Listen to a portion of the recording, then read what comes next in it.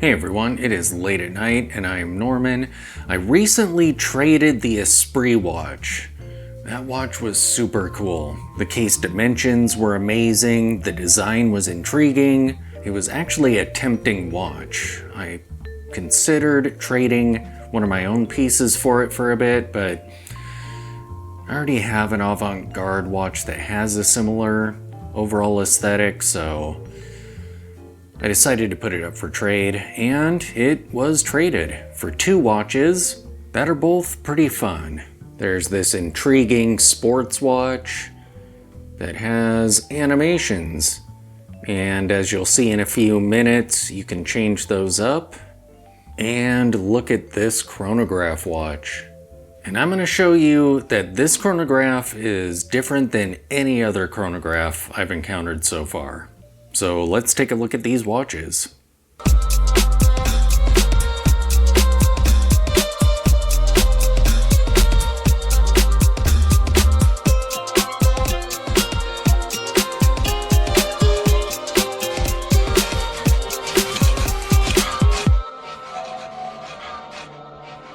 Okay, so here is the sports watch that I traded the Esprit for.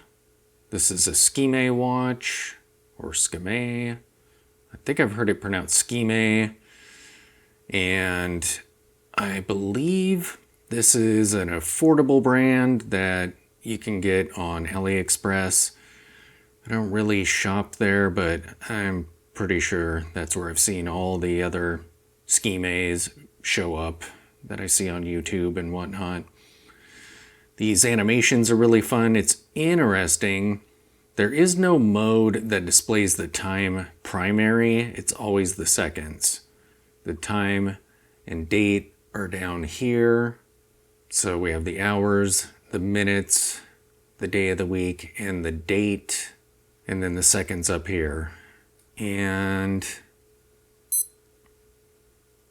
you can kind of change the mode with this button. So there's an alarm. And a stopwatch.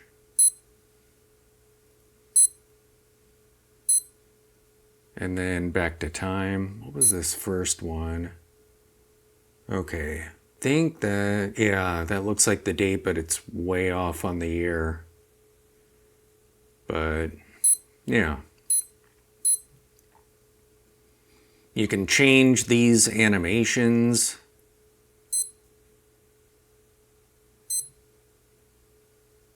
Where they slide up or down.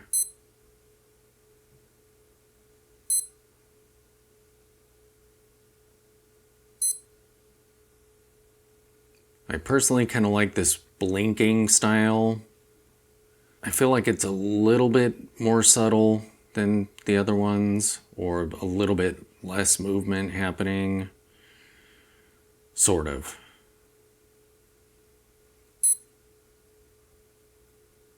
I guess that one is probably less also, but it just kind of looks weird.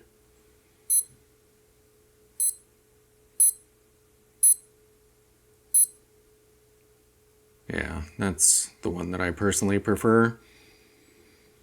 This is kind of G-Shock size. There's a bezel on here. The strap is pretty cool looking. Double buckle. I'm generally not really into the sporty looking watches that are kind of similar to this, but those animations are pretty fun.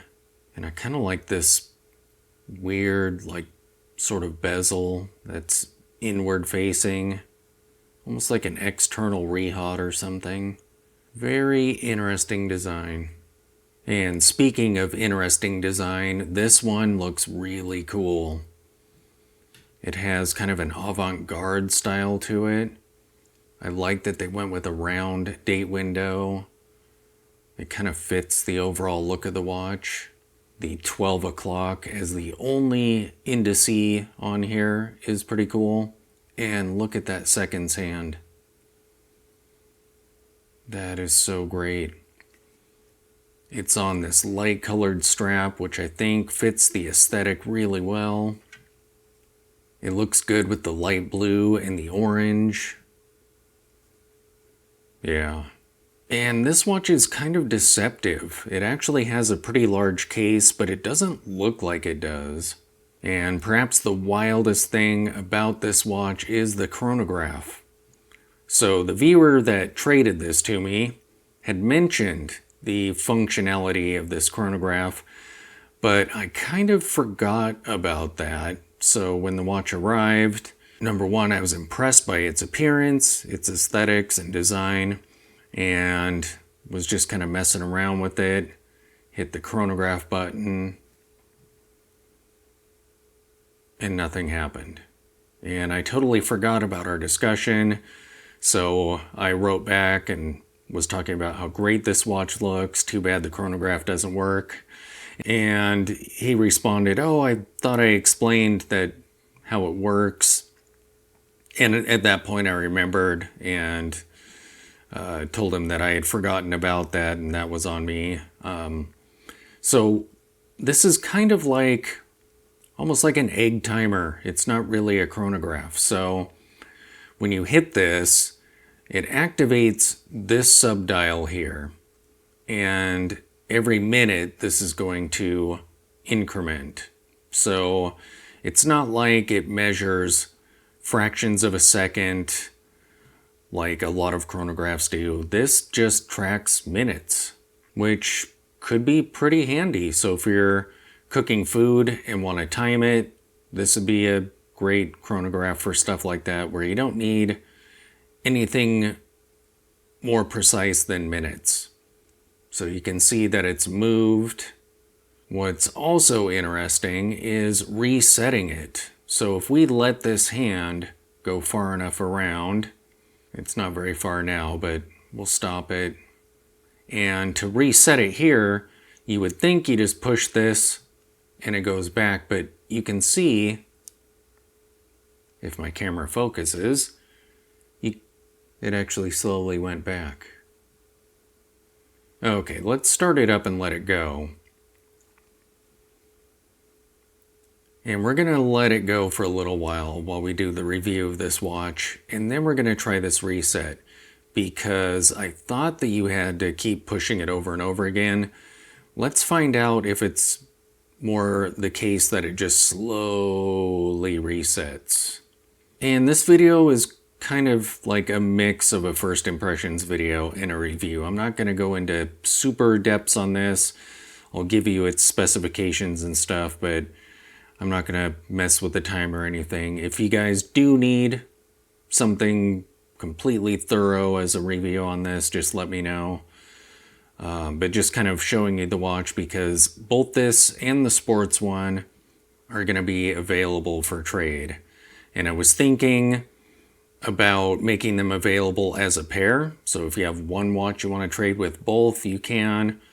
However, if you were only interested in one or the other, I'm totally cool with that as well. But it's actually pretty thin for a chronograph.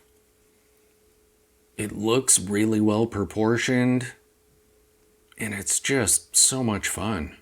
I really love that design, especially that seconds hand. That is just brilliant. Oh, and by the way, this is a Siloa watch. We'll look at the case back, where we have some branding, and there's still a sticker on this. And so far, I have not been able to find this watch anywhere online. On the brand's website, I think last time I looked, there were 3 men's watches listed there, and they weren't great. One was blingy, and they're all very affordable.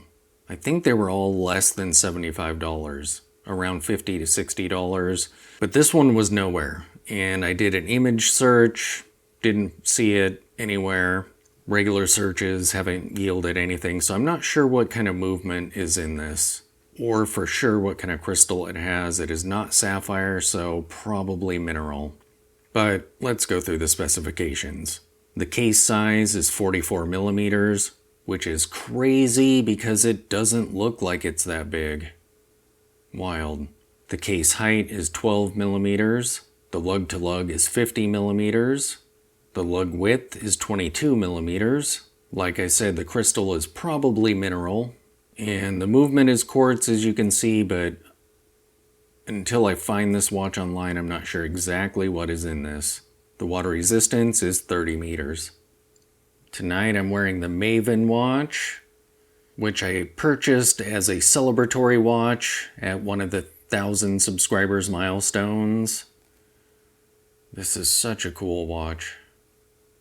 I've been kind of making the rounds through the watch box and wearing pieces that I don't normally wear very often. And now I'm on this one. Let me take this off and we'll see what both of these watches look like when they're on your wrist. Here is the scheme on my 7-inch wrist. My wrist is 55 millimeters wide, so it's big and chunky like a G-Shock. It feels like it's pretty rugged like one as well. I do like that strap. I like the way it rounds down toward your wrist. And straps with perforations in them, I don't know why, I've always thought was kind of cool. My original encountering of something like that was with a Swatch watch I had in middle school, and I still love those straps. It does look kind of large on me, but those animations are pretty fun. Definitely a great tool watch. And here is the Chronograph / egg timer watch. That strap just fits it so perfectly.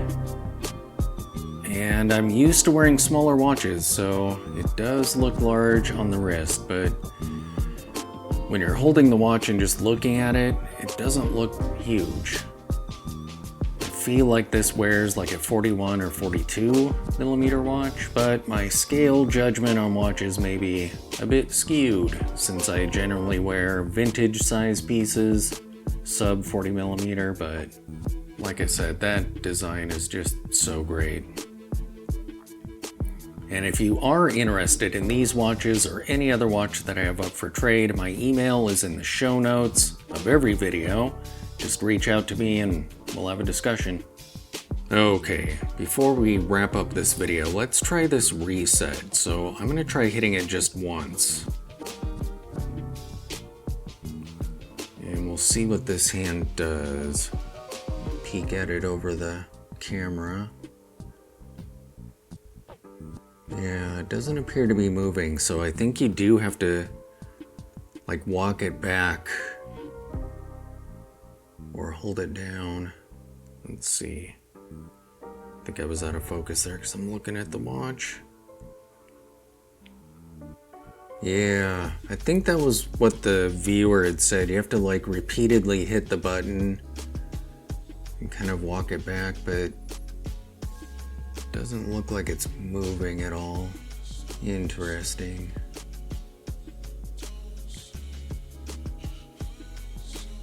I know I've gotten it to reset before. Okay, look, now it's moving. There it goes. There we go. So I think you have to hold this button in for a couple of seconds, and then it slowly resets itself. I'll play around and find out exactly how this works, because it didn't seem to be moving at all when I was just pushing it or when I was holding it in, so yeah. But very interesting complication, not something I've ever seen before. There you have it, the Scheme sports watch and the Siwa watch, the egg timer watch. Thanks for watching.